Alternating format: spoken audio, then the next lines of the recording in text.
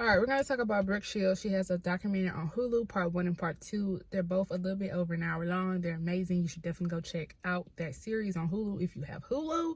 So let's get right into it. I wrote down pinpoints of the things I want to talk about, basically. So part 1, we have pedophilia. We have terrible mother, terrible father, and college adjustments. Okay, so pedophilia is just like, what's the trend? Like, that's the trend. Like, that's something people want you to be okay with. And if you haven't noticed, let's just talk about Brooke really quick. This is all about Brooke, actually. And it's like, she hit some amazing points. It's from her perspective and her journey, but she hit some very amazing points. Her mother, her father, even though he wasn't as present, he did give full custody to her mom. So yeah, her parents allowed her to be taken advantage of. What parent in their right mind would allow their child to participate in the movies, in the photo shoots that she would? And this is what it's crazy, because Hollywood have always shown signs of disgust. Now it's just out there and they don't really care. And I know people be like, pedophilia, it ain't flying today. It ain't flying. It is flying. It is flying today. And people just don't care no more. If it wasn't okay, Brooke would have never been able to be casted in those movies. The photographers would have never taken those photos, but they did. I want to say, I know Brooke has been acting since she was like 11 months, right? But I forget, I don't know the exact age she got her big break. I want to say she around 7, 8. So around 7 to 8, all the way up into 16, how can she be a sex mogul?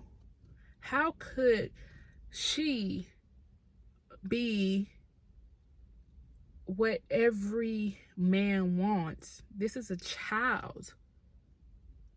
So you're telling me your grown husband want you to look like and be like Brooke Shields, when at the time she was just a baby, she was just a teenager. She was a kid who grew up into a teenager.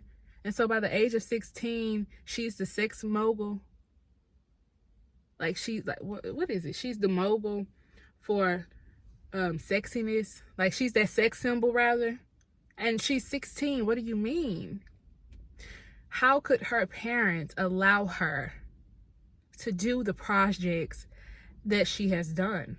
Now, I know that Brooke is like, some of these things were based on true stories, or she felt free, or she felt comfortable on the set.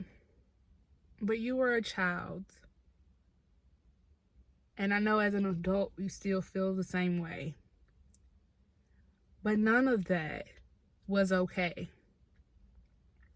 And I get things that are based on true stories, but we do not have to dig into the graphics of it for you to get the message, for the audience to get the memo. She's stunning. She was a stunning baby. She was a stunning teenager. She's a stunning adult, right? But nothing was sexy about her at 8. At 9, 10, 11, 12, 13, 14, 16. Sexy should not even be in the... Sexy is for grown women, not young girls, not young ladies, not little girls. No, sexy shouldn't even be a part of your vocabulary when you're talking about young babies, young teenagers. They're not grown women. They're still babies. Their bodies, their minds, everything is still being developed. So I can't blame Brooke. She was a child. What is she gonna do? What could she do? She only knew what she knew. Her mom and her were like this. Her dad is in the picture here and there. But her mom and her was like this. So her mom felt like it was okay for Brooke and first of all, not only was her mom okay with it, her father, he might have not been okay with it, but he ain't put his foot down. He ain't come get his daughter either. So I'm gonna say he was okay with it. But beyond them, the directors, the people who are casting them and hiring them were okay with it. The actors who had to act with her. When I found out, correct me if I'm wrong in the comments, but Blue Lagoon, the boy was like 19 and she was 14. Are you kidding me? And you're butt naked in front of not just him, but the entire cast of grown adults, to then be shown your 14-year-old, 15-year-old body to a massive audience. To this day, that movie is still available. And it makes me sick because I'm going to blur that out, not them walking outside. But it makes me sick to see so many parents have children and they have their children to become their meal tickets. And they don't care what happens to their kid as long as they get the financial resources they need. The kid can be messed up from the flow up. They don't care. They pretend, oh, I love my baby and all that. No, that's toxic love. That's not healthy. I protect mine as best as I can. And protecting your baby isn't telling them to get naked in front of a camera. She did this photo shoot. At first she said 9, if I'm not mistaken, and then 10. So she was, I'm going to say around 9 to 10. She did this photo shoot completely naked in a bathtub, very seductive, as if she was 25, 21, 30. A 9, 10-year-old body, completely naked, photographed. And she said this came out a while ago and it didn't say anything. But when she turned 16, boom, the photographer put these back out so he can get money. And it's disgusting that her mother would even allow that. Like, seriously. And what's even more disgusting is that we have the directors, we have the photographers, we have the crew members, we have people actually working on these sets. Miss Shield, at the age of 16, doing these very seductive poses and things with her body. She was 16. She's not a woman. She's still a child. Why? It is men like that. It is women like that who just do not care. And if you really think about it, Hollywood really, really believes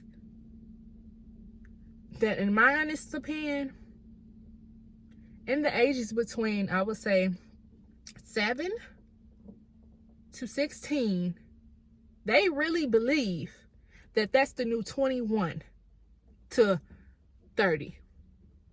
Because after 30, Hollywood swears you're old, you're dried up and washed out.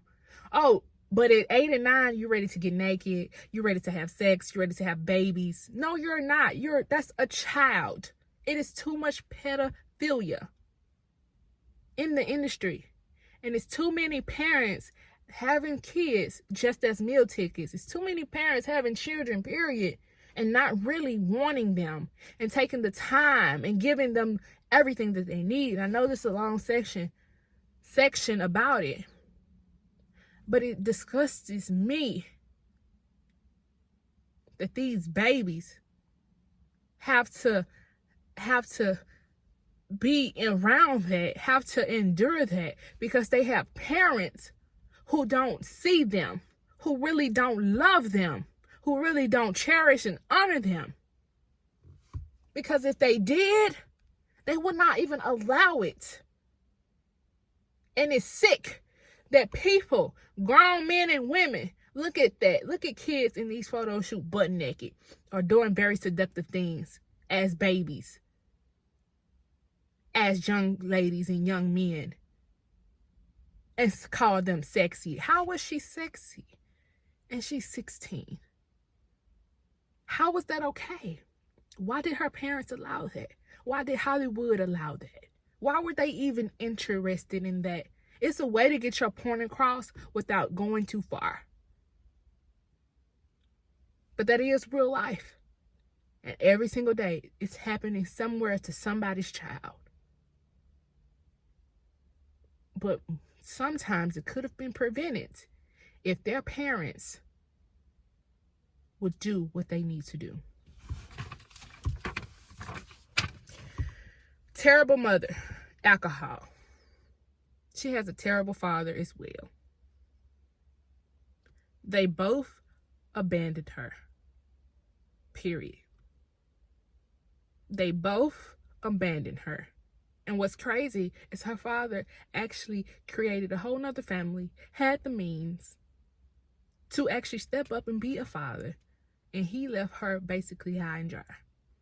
And the mother who claimed to love her so much just used her as a meal ticket. Sometimes I want to say something bad. College adjustment.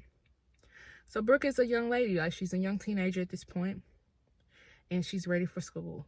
And she thinks like, yes, I'm finna get out the limelight a little bit and really find my people. And in the beginning, it was really, really rough for her. It was really, really rough for her. Being away from all that she knew, which was her mom. And even though her mom was toxic, that's all that she knew. See, there's a thing, I talk about this a lot. Toxic love and healthy love. Those are two very different things, but they both have you attached because that's all that you know. And it's really, really hard and difficult to get away from toxicness. But you do have to detach if you really want to move on to the next level. So eventually, Brooks finds her place, and she loves college, and she graduates. All right, moving on to part 2, we have virginity, Michael Jackson, rape, leaving mom, husbands, mother, becoming a mom, her daughter's viewpoints, and then seeing women today. All right, so we're going to talk about virginity. The one thing I don't like about virginity that I see that earlier on, young stars used to wear purity rings, meaning that they were virgins, that they were going to wait to marriage and that whole thing. Here's the thing. Virginity is great. Not being a virgin is great as well. Like, whether you're a virgin or not a virgin, you know what I'm saying? And she was like, they made it a big deal. It is, whether I am, whether I'm not, it's not a big deal to the point where you're like making fun of me or harassing me. Because it's either you are not with anyone or you're a slut bucket. There is not ever an in-between, right? But if you are a virgin, be proud of that. Because ain't nothing wrong with it. It's nothing wrong with it. But don't make it a part of your identity, because when you lose your virginity, you're going to have a really, really hard time. Right? I would think so. Even though I don't have experience or whatever. That's just how I feel. I feel like being a virgin is okay. And it's not a part of my brand. Right? Because I'm not going to be a virgin forever. At some point, I'm going to want to be with someone on a more intimate level. Right? But for now, I'm a virgin and I'm okay with that. Okay? And that's cool. But that ain't nobody's business but the person you're with. Meaning, when you, so that they know what they're getting into, right? So now you're with this person, y'all are together, and you slept with them, right? You're no longer a virgin. That is okay. But don't be a slut bucket. Nobody, people preach, be like, it's okay to have your whole phase and all that. No, it's not okay. Your body is a temple. And even if you are not with the guy that you lost your virginity with, don't mean you need to go sleep around and be with all the men. No, that doesn't mean that. What it means is to be with someone intimately. That should be your husband. If you can wait till marriage, wait. But if you cannot, then that's okay. That's something that you have to talk with God if you believe in him. But if you're not, that don't mean you have to sleep around.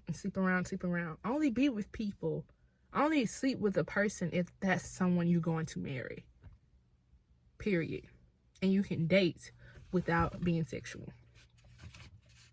So virginity is great if you are. It's great if you're not.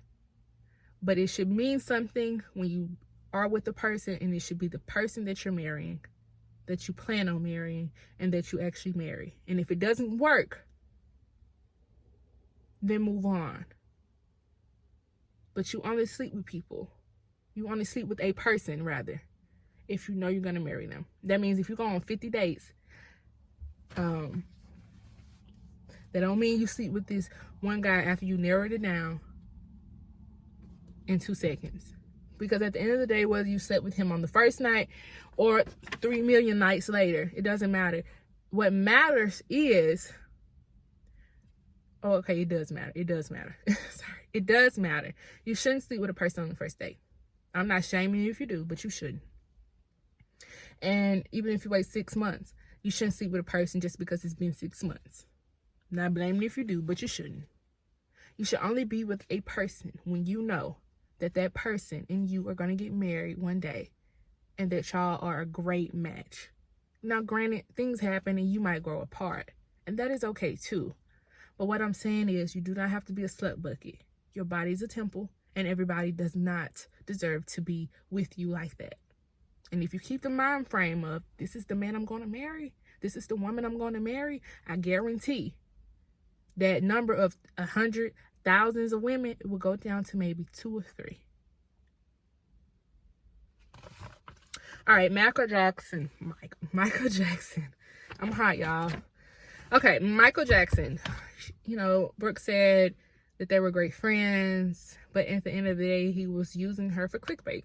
If you want to, allegedly, because Michael never said that. So, but I'm going to take Brooke's word for it. But allegedly, Michael was just using her for clickbait.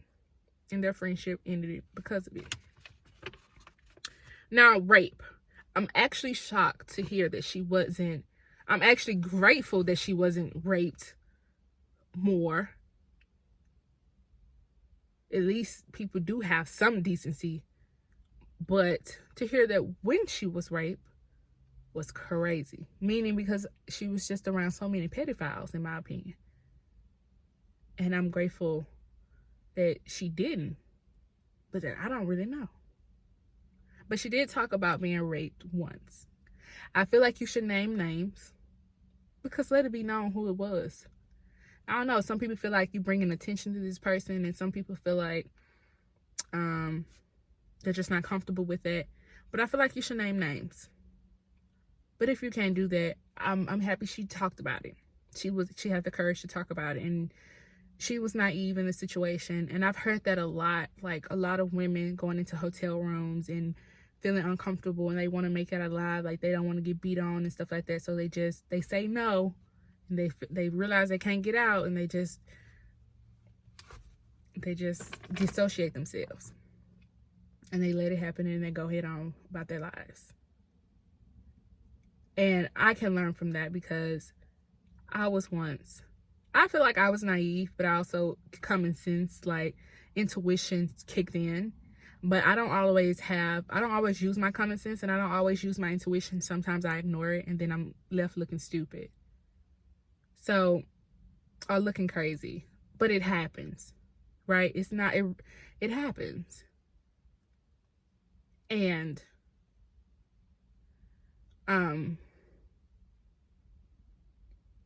no meeting at a hotel, like, no meeting is going to happen in a hotel room. No meeting is going to happen in the dark. Like, meaning, let's go out for a dinner and talk. No, that's dinner. You're trying to go out on a date with me. No. Everything business hours related typically is in the daytime. And if it's at night, you need to have security. When you hear rape victim stories, you think, wow, what if they did this? What if they did that? But you don't know until you know. But what you can do is learn from the signs that they missed so it doesn't happen to you. Rape is disgusting. It's very disgusting. Very low life of a person to do that. You should not ever violate someone to that degree. No means no. Simple as that. And you think you win some when you rape somebody, but you don't. You're freaking disgusting and you won nothing. You're sad. But when she said she was being raped, I'm not sure if I'm going to get demonetized. I hope not. But she said she disassociated herself. So she acts, so she had to disassociate herself a lot. And I watched Candace Owens on YouTube, and she was talking about child actors, how it shouldn't be any child actors because they learn to dissociate themselves, having these personality traits and disorders and things like because that's what their job. It basically it leads to problems along into their adulthood. Like as they grow, it's child acting. Child actors have a lot of disorders and a lot of problems because they have to dissociate themselves. They have to become this new character and all that. And I disagree with that. I feel like children, first of all, Brooke Shield was playing grown people roles. I don't care. She was playing grown people roles. And on that perspective, I agree with Candace. Your child's going to grow up very dysfunctional. They're going to have a very tough time as they age in society because you're placing grown people issues and roles on a child. A child has mood swings, attitudes, all that. And I feel like it's okay to have child actors if they're doing child things. When you have a child actor trying to play as a grown person and grown person things, now we have an issue. I feel like if parents actually care about their children and be there and protect them and show up and teach them and guide them, they will be okay. But there are so many children who are unprotected and unloved. They don't have healthy love. A lot of people have a lot of toxicness in is toxic love when it should be healthy love. But when she said dissociation, she was a child actor. And I just thought about, like, that's something Candace said.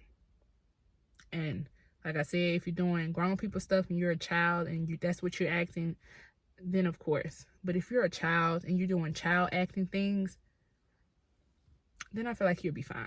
And when you have parents who care about you and they don't allow just anything and anybody to surround you or teach you or hurt you, you know, they actually parent and support you and protect you like they're supposed to, then I feel like you'll be okay. But a lot of people see their children as meal tickets. Or they just don't want them to begin with. So they really don't care. And if we had more parents who actually cared about their children, then a lot of this stuff, I'm not going to say it would not ever happen, but the numbers won't be so high for children being taken, for children having so many issues and problems. Children can actually be children. But instead, children, it seems like they have to be adults and they're still babies themselves. And it's so unfortunate. And we're going to talk about her leaving her mom. At some point, she just had to eventually leave because the alcohol got the best of her mom. And it just became too much. And so all I just want to say on that, her mom left her and her dad left her. They were both terrible parents. These are just my opinions, because the things that they allowed for her to endure is crazy. And I know it's like somebody got it even worse than she did. But we're not going to acknowledge her pain. Your pain might be even more intense, but we're not going to acknowledge her. Like we're not going to acknowledge you. We have to acknowledge everyone. Everybody needs to acknowledge their problems. They might be first world, two world, three world problems, but they're still your problems. That's still something you have to go through. But what you shouldn't do is sit here and wallow, because it could be worse. But you have an opportunity to heal and move forward. Not everybody has that. So at some point, she had to leave. And she left before it was too late. Because not all people leave. Sometimes it's too late. And they're never the same. Or they're dead. So all that toxic love, eventually you realize you deserve more. Because I deserve respect, honor, safety, peace, happiness. Not all this chaos. So toxic love, sometimes you get a chance to leave that and move on and become better. And sometimes you stay in it and you never get anywhere. Now, her first husband, he was toxic. He was, in the beginning, he was everything, right? But at the end of the day, when it was all said and done, it was a toxic love. It really wasn't meant to be. And she married again, and she met her life partner. Not to say they didn't have issues or problems, but she met someone who could handle her at her worst and handle her at her best and still remain respectful to each other, right? And that's the most beautiful thing ever, right? So kudos, because marriage is hard. Any relationship is difficult, but when we can be at our worst, also be at our best, and still have much respect, that means we're not shooting below the belt. We still have respect for each other, even when we're pissed. That's love. Because I'm not going to degrade you because you make me mad. If I get to degrading you and hitting you and calling you out your name and all this, then that's toxic. But if you make me mad, I'm like, hey. Let's take a moment to calm down. And come back, and we're going to work it out. And you work it out in the mature way, in a healthy way.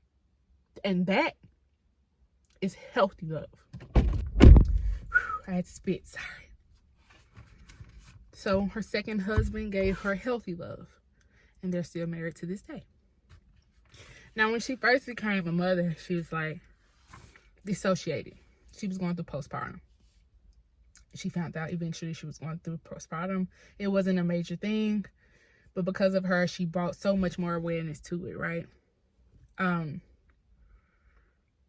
Postpartum is real, and I personally feel like the only reason most women have postpartum is because they're not having the correct help after the baby is born, and all the pressure and work is on them, right? But in Brooke's case, it was she had the baby and she didn't want it because she felt like that's when all the fears roll in, right? But you can't, I get it, because it's like, oh no, it's not in my belly anymore. Like, it don't eat what I eat, don't go where I go. No, it's out. It's gonna become its own person eventually. I can't bear it, you know? But then you realize that it's a new experience for the both of you. And that you're not alone. and you actually have the right people and the right resources to get the help that you need and become the mother that you want. Postpartum can go two ways. It can go where you're stressed out and you don't have the proper help, or it can go where you're giving in to your fears, and then you start pushing the baby away and punishing yourself, right? So, but knowing that you have it and having the proper resources and taking the proper steps that you need so that you can be the best mommy you can be, or I don't know if men get it, but if they do, then you can be the best daddy you can be, so you can be the best parents that you can be for your child. You take the steps, you take the resources so that you can be the best that you can be, not only for your children, but for yourself as well. So I love that she overcame that. She's overcome a lot. Now listening to her daughters, I'm a 2000 baby. So anybody younger than me is a baby to me, right? You're a baby to me. But she has a 16-year-old and a 19-year-old, finna be 20, finna be 17. And she was like, one in particular with her 16-year-old, when she was like, well, how is this different from you posting in a bikini on Instagram versus this? And her points were valid. Her daughter's point was valid. Was number one, I'm old enough to give consent. Like, I consented to taking these photos. And that in that view, I agree with her daughter. I was old enough and to understand what I was doing, and I gave consent when this, or to herself, like, I want to post these, I want to share this, right? And her daughters both felt like that was messed up, what she had to go through. Like, it was messed up. You shouldn't have. I agree with both of them on that point. Like, you shouldn't have been in that place. And it's not your fault. We're not blaming you or anything. It was your parents' fault, because at the end of the day, you were a child, right? You didn't know no better, right? So on those 2 points, I could agree. I also want to say, like, obviously Brooke came into the industry, was very successful, left the industry. Then she wanted to get back into the industry, which was a struggle of its own, because again, Hollywood loved pedophilia. So the older you get, the harder it is, for you to get things, because it seems like the younger you are, they think you're grown, and then when you actually become a legal adult and become of age, you're too old. Pedophilia, disgustingness, But she did get back into the industry. And so the last thing I want to get to is, like, women. In the beginning, in part one, one of the ladies were talking, and she said, not verbatim, but she was like, if the grown women aren't gonna look and dress a certain way, then we're gonna get the kids to do it. And that's what they've been doing ever since. But now, also, grown women think that being naked is okay as well. I kind of want to touch on something before I get too deep. I thought Drew Barrymore was with Brooke Shield, but actually Brooke Shield is not much, but she's, well, because I think Brooke was 16, and then Drew might have been anywhere from 6 to 8, because they show a little clip of her when she was younger. So she's probably like 6 years older, but they're still in the same. No, they're not in the same generation. I'm tripping. She was 16, so yeah, 16. So yeah, like, I thought they were around the same age, like they grew up together, but they actually did not. Very different age gaps, but both still very young in the industry. So it was actually cool when Drew Barrymore, am I saying it right? I'm sorry, no disrespect if I'm saying anyone's name wrong, but it was cool to actually see her actually in her documentary. That's kind of crazy. Like,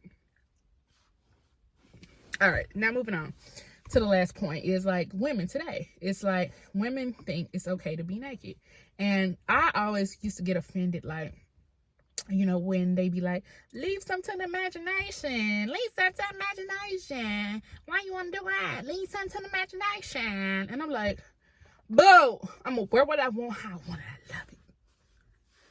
But when you realize